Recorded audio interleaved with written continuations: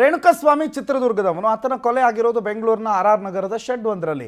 ಹಾಗಾದ್ರೆ ಆತನನ್ನ ಕಿಡ್ನಾಪ್ ಮಾಡ್ಕೊಂಡಿರೋದು ಹೇಗೆ ಕರ್ಕೊಂಡು ಹೋದ್ರು? ಎಕ್ಸ್ಕ್ಲೂಸಿವ್ ದೃಶ್ಯ, ರೇಣುಕಾಸ್ವಾಮಿಯ ಕಿಡ್ನಾಪ್ನ ಮತ್ತೊಂದು ಎಕ್ಸ್ಕ್ಲೂಸಿವ್ ದೃಶ್ಯ ಈಗ ನಿಮ್ಮ ಮುಂದೆ ಇಡ್ತಾ ಇದ್ದೀವಿ.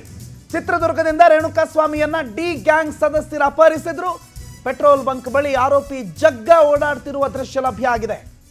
ಜೂನ್ 8ನೇ ತಾರೀಕು ಕಿಡ್ನಾಪ್ ಮಾಡಿಕೊಂಡು ಬೆಂಗಳೂರಿಗೆ ಹೊರಟಿದ್ರು. ಮೊದಲು ಆಟೋದಲ್ಲಿ ರೇಣುಕಾಸ್ವಾಮಿಯನ್ನ ಕರೆತಂದಿದ್ದ ಅನು,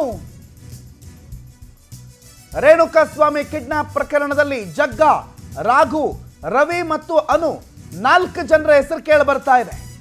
ರೇಣುಕಾಸ್ವಾಮಿಯನ್ನ ಬೆಂಗಳೂರಿಗೆ ಕರ್ಕೊಂಡು ಬಂದಿದ್ದೆ ಈ 4 ಜನ. ಚಿತ್ರದುರ್ಗದಿಂದ ಆತನನ್ನ ಕಿಡ್ನಾಪ್ ಮಾಡ್ಕೊಂಡು ಕರ್ಕೊಂಡ್ ಬಂದಿದ್ದು ನೋಡಿ, ಗಮನಿಸ್ತಾ ಇದ್ದೀರಲ್ಲ. ಇದೇ ಆಟೋದಲ್ಲಿ ರೇಣುಕಾಸ್ವಾಮಿ ಈ 4 ಜನ ಯಾರಿದ್ದಾರೆ ಅವರ ಬಳಿ ಬರ್ತಾ ಇರೋದು.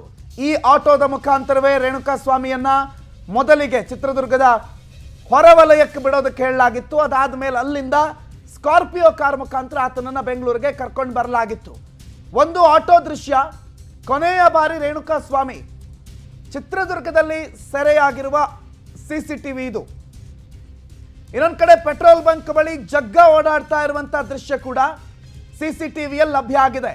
ಈ ಜಗ್ಗ ಯಾರು ಕೇಳಿದ್ರೆ, ಈಗ ಈ ಡಿ ಗ್ಯಾಂಗ್ ಒಳಗಿದೆಯಲ್ಲ ಅನ್ನಪೂರ್ಣೇಶ್ವರ ನಗರ ಪೊಲೀಸ್ ಠಾಣೆಯಲ್ಲಿ, ಆ ಒಳಗಿರುವ ಸದಸ್ಯರ ಪೈಕಿ ಓರ್ವ ಜಗ್ಗ ಕೂಡ ಓಡಾಡ್ತಾ ಇದ್ದ.